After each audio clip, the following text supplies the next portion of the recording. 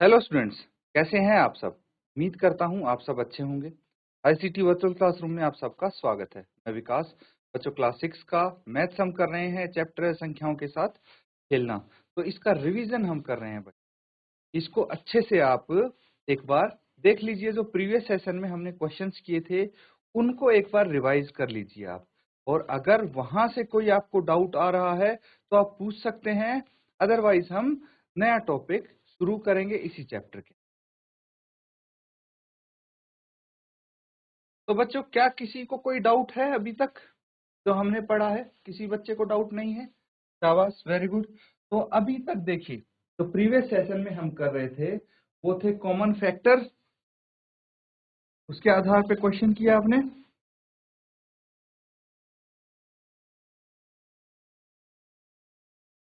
Common factors यानी सार्व गुणनखंड और common multiples. अच्छे से समझ गए आप?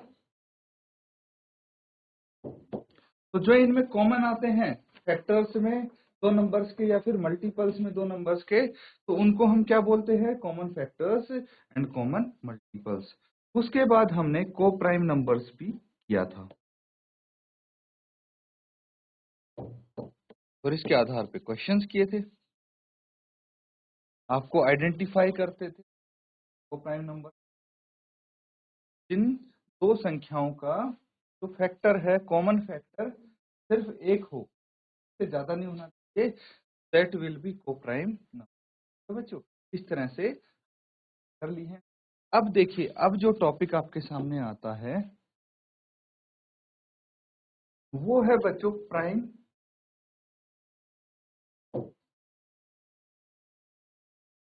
फैक्टराइजेशन। क्या है? प्राइम फैक्टराइजेशन यानी अभाज्य गुणनखंड।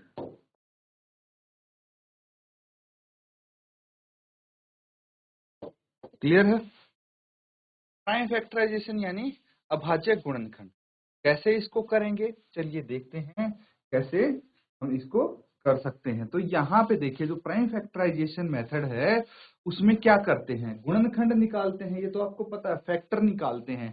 किसी भी संख्या के फैक्टर्स आपको निकालने आते हैं। आप पढ़ाई पे ध्यान देंगे तो थोड़ा बेटर रहेगा।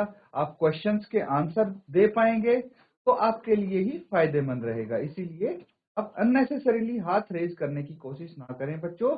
थोड़ा सा आप उसकी बजाय लिखने पे ध्यान दें। ठीक है? जो यहाँ पे हम करवा रहे हैं वो चीज नोट डाउन करने पे ध्यान दें, लिखने पे ध्यान दें।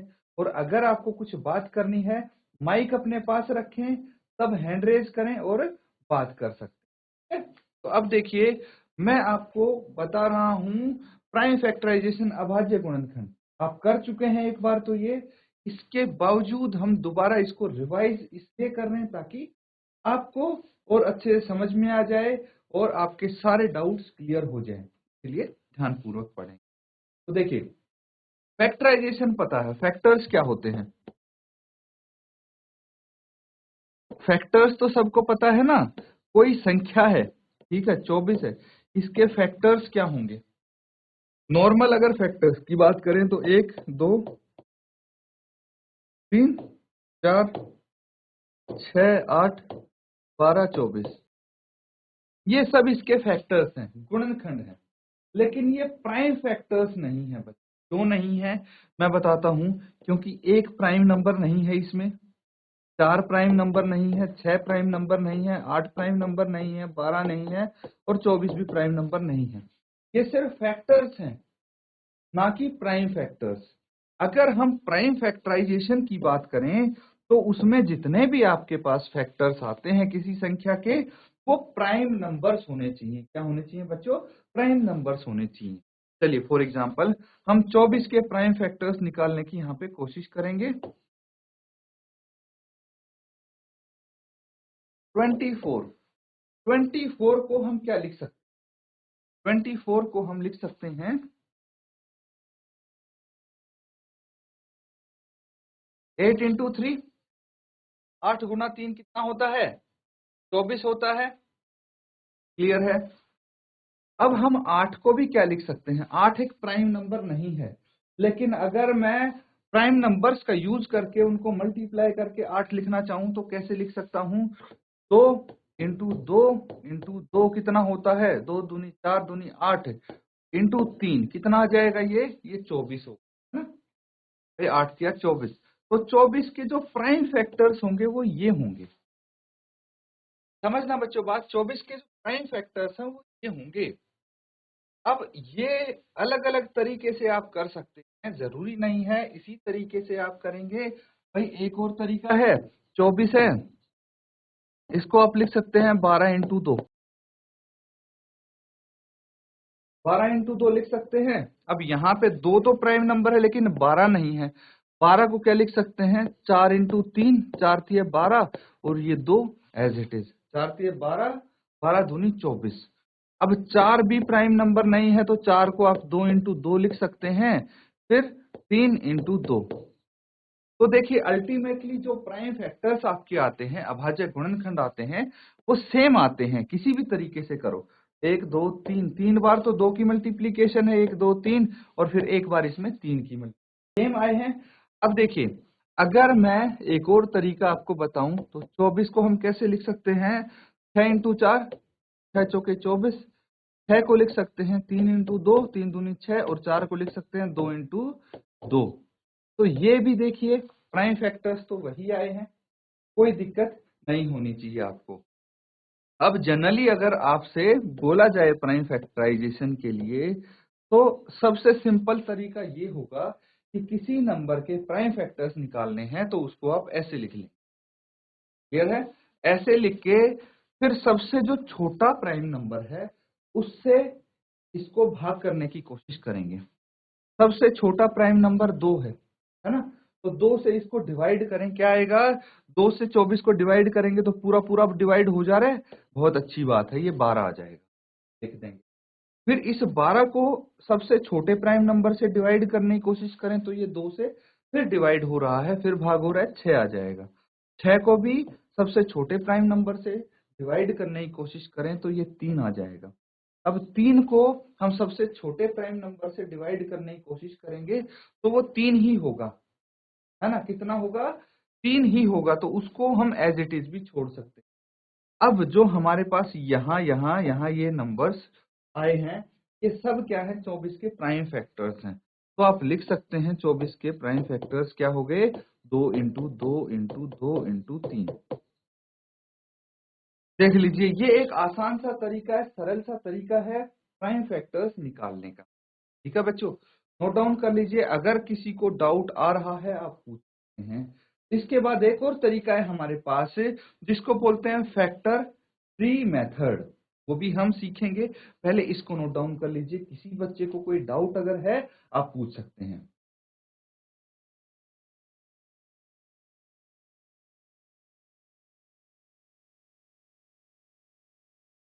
ये चीज समझ गए बच्चों। अब देखिए हम करने वाले हैं यहाँ पे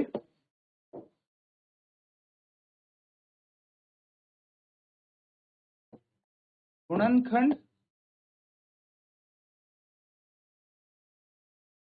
वृक्ष, यानी फैक्टर ट्री, गुणनखंड वृक्ष या फिर फैक्टर ट्री। ये तरीका ऐसा है कि इसमें आप एक जैसे ट्री के ब्रांचेस होते हैं, कुछ इस तरह से आप फैक्टर्स बना पाएंगे। मान लीजिए 90 है आपके पास, 90 है, और फैक्टर ट्री के मेथड से इसके प्राइम फैक्टर्स निकालने, कैसे निकालेंगे, चलिए ये करने की कोशिश करते हैं। अब जो 90 है उसको हम क्या लिख सकते हैं, कोई भी दो नंबर्स की मल्टीप्लाई करके 90 लिखने की कोशिश, मतलब 90 को हम क्या लिख सकते हैं, 9 इंटू 10। कोई दो संख्याएं ले लो, फर्क नहीं पड़ता वो प्राइम, बस दो संख्याएं ले ली, दोनों को मैं मल्टीप्लाई करने की कोशिश करूंगा तो 90 आना चाहिए।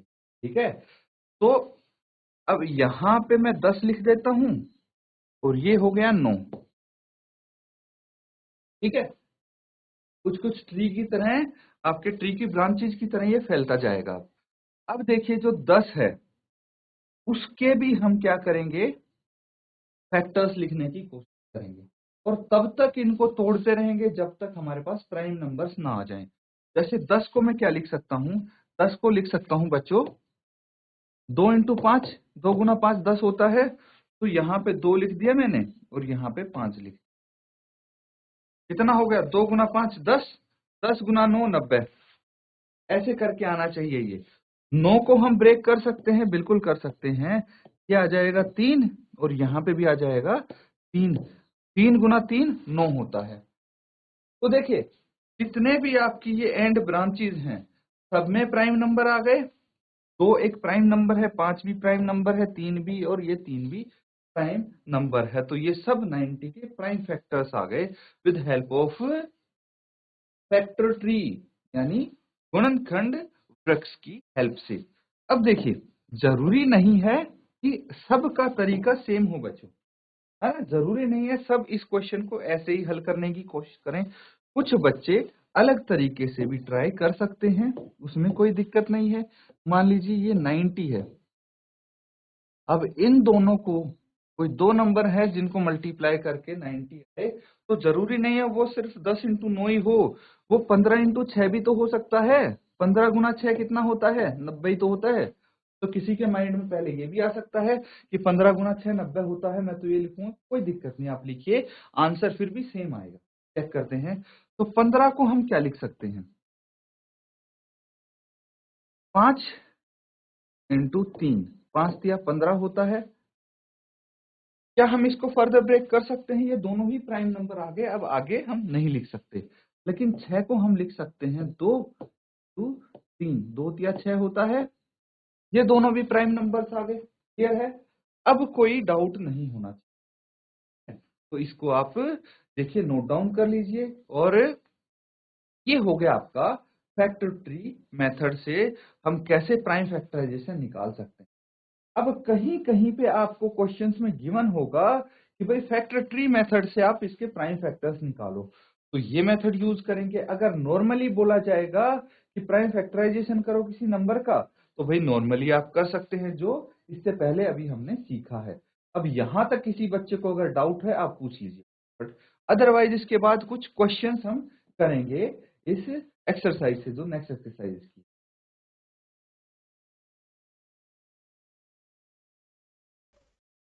Good morning sir. Good morning. ये थी बीना खाल सर गुणनखंड क्या होते हैं? गुणनखंड। जी जी। अच्छा, तो बेटा आप कल की क्लास में नहीं आए थे क्या? नहीं। चलिए कोई बात नहीं, आपने एक क्वेश्चन पूछा है तो मैं जरूर बताऊंगा, ठीक है। बैठ जाइए बेटा।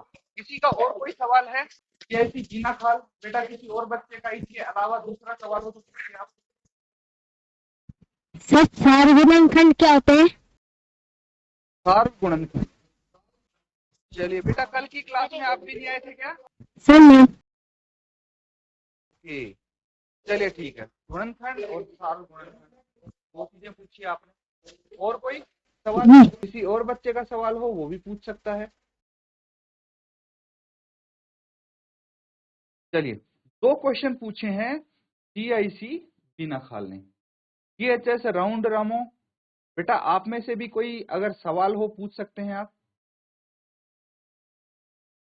चलिए पहले मैं इनका आंसर देने की कोशिश करूंगा, है ना, उसके बाद ही हम आगे क्वेश्चंस करेंगे। तो बच्चों जो कि आपने पूछा है का आंसर करना जरूरी है, तो इसलिए मैं आंसर करूंगा। दो क्वेश्चन है आप, तो है फैक्टर यानी गुणनखंड क्या होते हैं,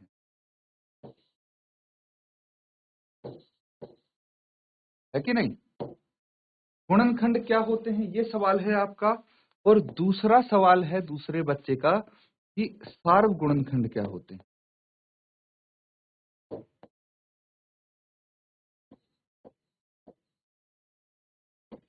यानी कॉमन फैक्टर।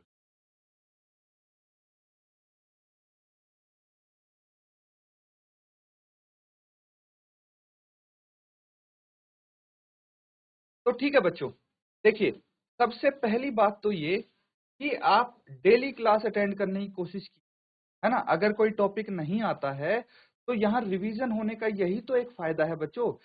जो टॉपिक नहीं आता है उसकी क्लास आप अटेंड करें, तभी आप सीख पाएंगे। क्योंकि कल के सेशन में, प्रीवियस सेशन में हमने डिस्कस किया था सार्वगुणनखंड, कॉमन फैक्टर, उसके आधार पे बहुत सारे क्वेश्चन भी किए थे, ठीक है। और मेरे को जहां तक याद आ रहा है जीआईसी बीना खाल यहाँ पे प्रेजेंट भी था।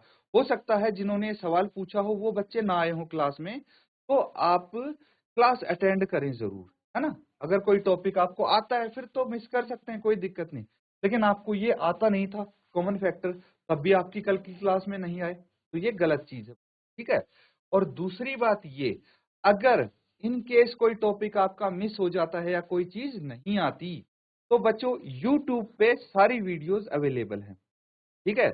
आईसीटी वर्चुअल क्लास के नाम से आपको चैनल मिल जाएगा YouTube पे, वहां पे सारी वीडियोस अवेलेबल हैं। आप कल की वीडियो उठा के देखेंगे क्लास 6 की मैथ्स की, तो आपको कॉमन फैक्टर्स का टॉपिक भी मिल जाएगा, क्या होते हैं कॉमन फैक्टर। उससे 1-2 दिन पहले की वीडियो उठा के देखोगे तो आपको फैक्टर्स का भी मिल जाएगा टॉपिक, और वहां से आप रिवाइज कर सकते हैं, है ना। ऑप्शन बहुत है बच्चों, अगर आप इच्छा रखते हैं कि हाँ आपको पक्का करना ही करना है, समझना ही समझना है, तो वहां से आप देख सकते हैं, चेक कर सकते हैं और वहां से भी समझ सकते हैं।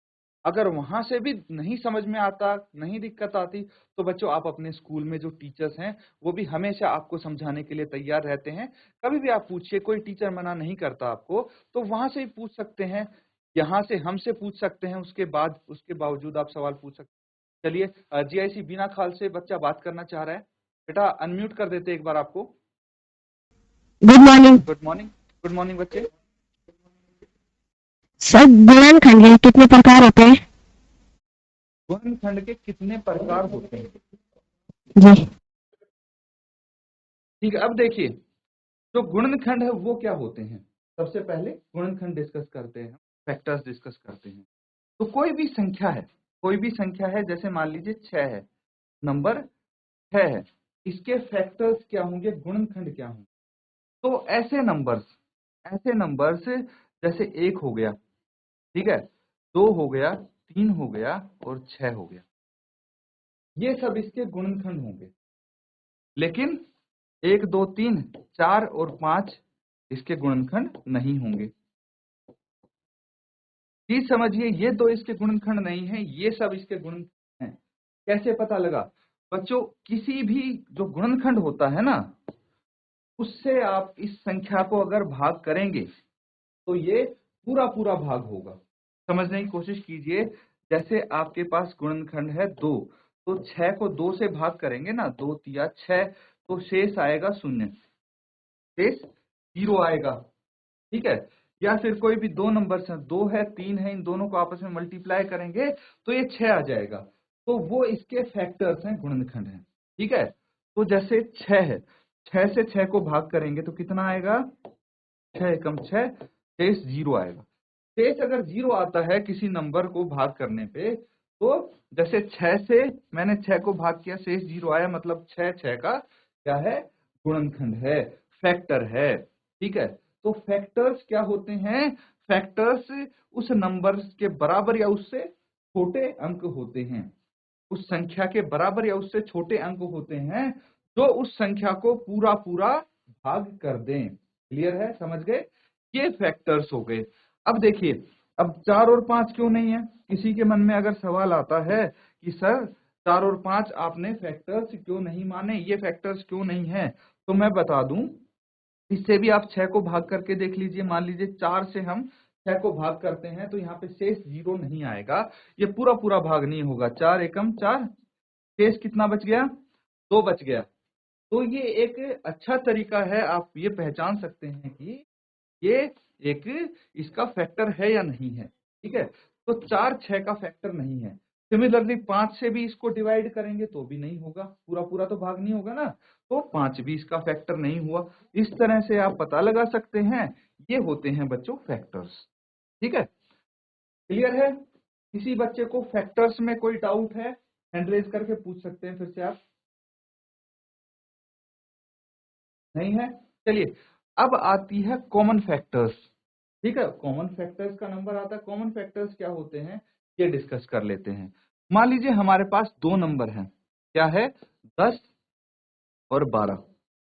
इनके फैक्टर्स लिखिए बच्चों फटाफट। 10 और 12 के फैक्टर्स लिखिए, क्या होंगे? एक, 10 के फैक्टर 1 होगा, फिर 2 होगा, फिर 5 होगा और फिर 10 होगा। इसके अलावा और कोई संख्या नहीं होगी। मतलब इन्हीं नंबर से ये 10 पूरा पूरा भाग होता है, बाकी किसी नंबर से नहीं होता है। या फिर आप ऐसे देख सकते हैं 1 इंटू 10 10 आ जाता है, 2 इंटू 5 10 आ जाता है।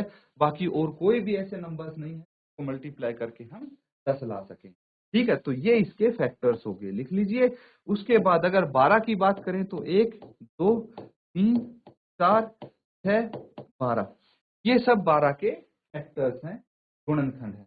अब आती है सार्व गुणनखंड की बारी, है ना। सार्व गुणनखंड क्या होता है? तो सबसे पहली बात तो सार्व गुणनखंड के लिए हमें दो नंबर के गुणनखंड चाहिए, दो संख्याओं के गुणनखंड।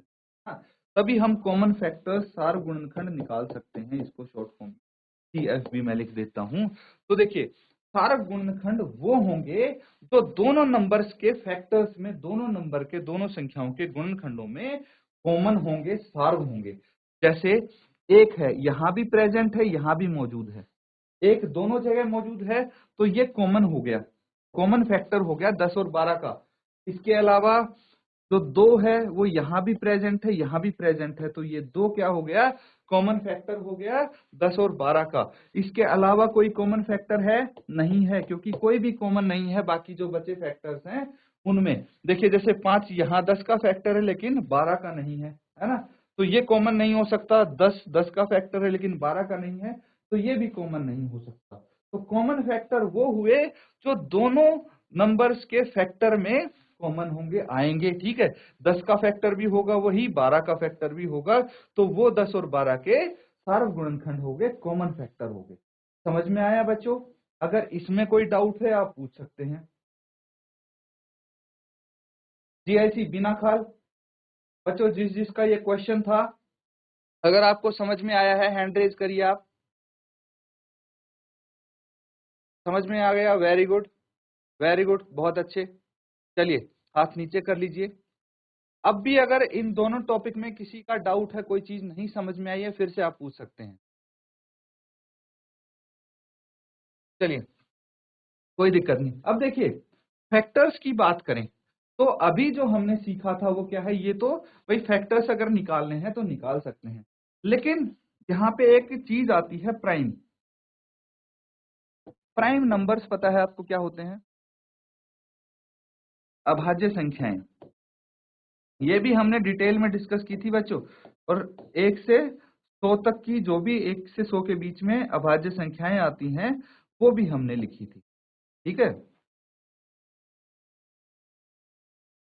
अभाज्य संख्याएं क्या होती हैं? अभाज्य संख्याएं फिर से मैं बता देता हूं, ऐसी संख्याएं जिनके सिर्फ दो ही गुणनखंड हो सकते हैं, दो ही फैक्टर हो सकते हैं, या तो एक या वो संख्या खुद, या तो एक या वो संख्या खुद इटसेल्फ। ये क्या होंगे? ये प्राइम नंबर्स होंगे। ठीक है, तो यहां से आते हैं आपके प्राइम फैक्टर्स। क्या आते हैं? Prime factors. अब प्राइम फैक्टर्स पे आ जाइए। देखिए प्राइम फैक्टर्स क्या होंगे भाई? ऐसे फैक्टर्स, ऐसे गुणनखंड जो प्राइम हो, जो अभाज्य हों, ऐसे गुणनखंड अगर आपके निकलते हैं तो that is prime factorisation method से हम फैक्टर्स निकाल रहे हैं। समझ गए भाई? अभी तक तो हम नॉर्मली फैक्टर निकाल रहे थे, वो प्राइम हो या ना हो फर्क नहीं पड़ता, वो अभाज्य हो या ना हो, लेकिन जब प्राइम फैक्टर्स आपको बोल दिया जाए, प्राइम फैक्टराइजेशन मेथड से बोल दिया जाए, तो इस तरह से आप निकालेंगे कि जो भी फैक्टर्स आए वो प्राइम हो। ठीक है, तो यहाँ पे हम एक नहीं लिखेंगे, बिकॉज एक is 1 is not a prime number. ठीक है, तो 1 नहीं लिखेंगे हम यहाँ पे, तो ये चीज ध्यान रखें। तो जो भी प्राइम नंबर्स होंगे वही हम ये फैक्टर्स के रूप में लिखेंगे। फैक्टर्स का क्या होना चाहिए? देखिए जो प्राइम फैक्टराइजेशन मेथड से है, सबको मल्टीप्लाई करेंगे, जितने भी आपके प्राइम फैक्टर्स आ रहे हैं मल्टीप्लाई करके कितना आएगा? वही नंबर आ जाएगा। जैसे 24 आया है तो 2 इंटू 2 इंटू 2 इंटू 3 को मल्टीप्लाई कीजिए, 24 आएगा, 24 आएगा। क्लियर है बच्चों?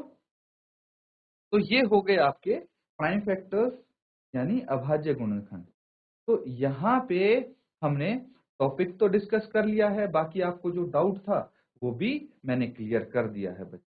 ठीक है, अगर किसी बच्चे का और कोई डाउट हो तो भी आप भाई इकट्ठे करते रहें डाउट। जब क्वेश्चन प्रैक्टिस करेंगे तभी आपके मन में डाउट होंगे और तभी आप पूछ। ठीक है, तो डाउट्स आप इकट्ठे करें और पूछ लें। तो ठीक है बच्चों, आज का सेशन हम यहीं पे एंड करेंगे। Thank you and have a nice day.